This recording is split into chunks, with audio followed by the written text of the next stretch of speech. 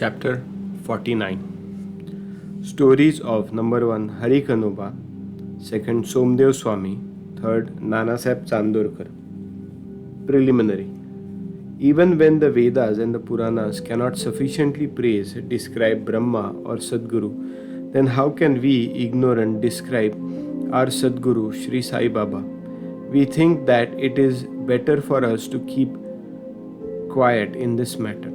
In reality, the observance of the vow of silence is the best way of praising the Sadguru, but the divine qualities of Sai Baba make us forget our vow of silence and inspire us to open our mouth. Tasteful dishes lose their taste if there is no company of friends and relatives to partake the dishes with us. But when they rejoin us, the dishes acquire additional flavor. The same is the case with Sai Lilamrut, the nectar in the form of Sai Leelas. This nectar we cannot partake alone. Friends and brothers have to join us, the more the better. It is Sai Baba himself who inspires these stories and gets them written, as he deserves. Our duty is to surrender completely to him and meditate on him. Practice penance is better than pilgrimage, vow, sacrifice, and charity. Worshipping Hari Lord is better than penance, and the meditation on the Sadguru is best of all. We have therefore to chant Sai's name, think over his saying in our mind, meditate on his form, feel true love for him in our heart, and do all our actions for his sake. There is no better means than this for snapping the bondage of this sansar. If we can do duty on our part, as stated above, Sai is bound to help and liberate us. Now we revert to the stories of this chapter. Hari Kanoba. A gentleman of Mumbai named Hari Kanoba heard from his friends and relatives many Leelas of Baba. He did not believe in them, and he had a doubting mind. He wanted to see Baba himself. So he came to Shirdi with some friends. He wore a lace-bordered turban on his head and a new pair of sandals on his feet. On seeing Baba from distance, he thought of going to him and prostrating himself before him. He did not know what to do about his new sandals. After going to one corner in open courtyard, he placed them there and went in the masjid and had Baba's darshan. He made a reverential bow to Baba, took Udi and Prasad from Baba and returned. When he reached the corner, he found to his utter dismay that his sandals had disappeared. He searched for them in vain and returned to his lodging very much dejected. He bathed, offered worship and Naivedya, and sat down for meals. But all this while he was thinking about nothing but his sandals. After finishing his meals, he came out to wash his hand when he saw a Maratha boy coming towards him. He held in his hand a stick, at the end of which was hanging a pair of new sandals. He said to the men who had come out to wash his hands that Baba had sent with him, stick in hand, and asked him to go on the streets crying, Hari ka beta, Jari ka feta, and that anybody claims these sandals, first assure yourself that his name is Hari and that he is son of Ka, that is Kanoba, and that he wears a lace-bordered turban, and then give them over him. On hearing this, Hari Kanoba was pleasantly surprised. He went to the boy and claimed the sandals of his own. He said to the boy that his name was Hari and that he was the son of Kanoba, and showed him lace-bordered turban. The boy was satisfied and returned the sandals to him. Hari Kanoba wondered in his mind that his lace-bordered turban was visible to all, and Baba might have seen it. But how could he know his name was Hari and he was the son of Kanoba, as this was his first trip to Shirdi. He came there with the sole object of testing Baba and with no other motive. He came to know by this incident that Baba was a great Satpurush. He got what he wanted and returned home well pleased. Somadev Swami. Now hear the stories of another man who came to try Baba. Bhaiji, brother of Kakasaheb Dikshit, was staying at Nagpur. When he had gone to the Himalayas in 1906, he made an acquaintance with one Somadev Swami of Haridwar at Uttarkashi down the Gangotri valley. Both took down each other's name in their diaries. 5 years later, Somadev Swami came to Nagpur and was Bhaiji's guest. Then he was pleased to hear the Leelas of Baba, and a strong desire arose in his mind to go to Shirdi and see him. He got a letter of introduction from Bhaiji and left for Shirdi. After passing Manmad and Kopargaon, he took a tanga and drove to Shirdi. As he came near Shirdi, he saw two flags floating high over the masjid in Shirdi. Generally, we find different behavior, different mode of living, and different outward paraphernalia with different sense. But these outward signs would never be our standards to judge the worth of a saint. But with Somadev Swami, it was different. As soon as he saw the flags flying, he thought, why would a saint take a liking for the flags? Does this denote sainthood? It implies saints hankering after fame. Thinking thus, he wished to cancel his Shirdi trip and said to his fellow traveler that he would go back.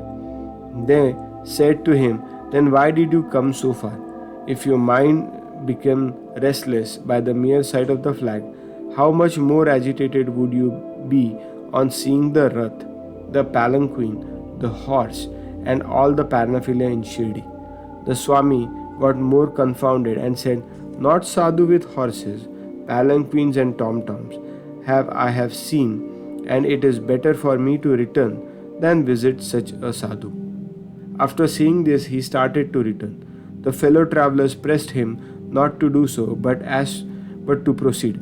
They asked him to stop his inconsistent way of thinking and told him that the sadhu, that is Baba, did not care a fig for the flags and other paraphernalia, nor for the name.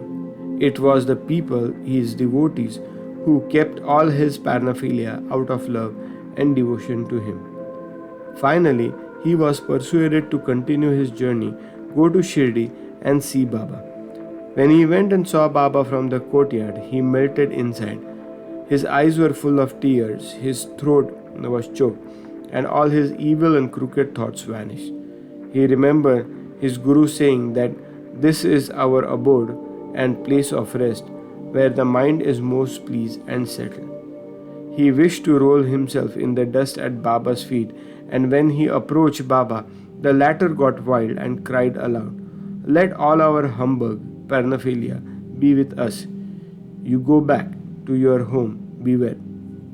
If you come back to this masjid again, why take the darshan of one who flies a flag over his masjid? Is this a sign of sainthood? Remain here not at a moment. The Swami was taken aback by surprise. He realized that Baba read his heart and spoke it out, how omniscient he was. He knew that he was least intelligent and that Baba was noble and pure. He saw Baba embracing somebody, touching someone with his hand, comforting others, staring kindly at some, laughing at others, giving udit to some, thus pleasing and satisfying all. Why should he alone be dealt so harshly? After thinking seriously, he came to realize that Baba's conduct responded exactly to his inner thought, and that he should take a lesson from this and improve, and that Baba's wrath was blessing in disguise. It is needless to say that later on his love in Baba was confirmed, and he became a staunch devotee of Baba. Nanasaheb Chandorkar. Hemad Pant concludes this chapter with a story of Nanasaheb Chandorkar. Nanasaheb was once sitting in the masjid with Malsapati and others. A Mohammedan gentleman from Bijapur came with his family to see Baba. On seeing wildered ladies with him, Nanasaheb wanted to go away, but Baba prevented him from doing so. The ladies came and took the darshan of Baba. When one of the ladies removed her veil for saluting Baba's feet, Nanasaheb, who got a glimpse of her face, was so much smitten with her beauty that he wished to see her face again. Knowing Nana's restlessness of mind, Baba spoke to him after the lady had left the place. Nana, why are you getting agitated in vain? Let the sense do their allocated work or duty. Why should not meddle with their work? God has created this beautiful world, and it is our duty to appreciate its beauty. The mind will get ready, the mind will get steady and calm slowly and gradually. When the front door was open, why go by the back one? When the heart is pure, there is no difficulty whatsoever. Why should one be afraid of anyone if there be no evil thoughts in us? The eyes may do their work. Why should you feel shy and tottering? Shama was there and he could not follow the meaning of what Baba said. So he asked Nana about this on their way home. Nana told him about his restlessness and at the sight of the beautiful lady, how Baba knew it and advised him about it. Nana explained Baba's meaning as follows: that our mind is fickle by nature, it should not be allowed to get wild. The sense may get restless, the body, however, should be held in check and not allowed to be impatient. Senses run after objects of desire, but we should not follow them and crave for them. By slow and gradual practice, restlessness can be conquered. We should not be swayed by the senses, though they cannot be completely controlled. We should curb them rightly and properly according to the needs of occasion. Beauty is the subject of sight. We may fearlessly look at the beauty of objects. There is no room for shyness or fear. Only few should never entertain evil thoughts. Only we should never entertain evil thoughts.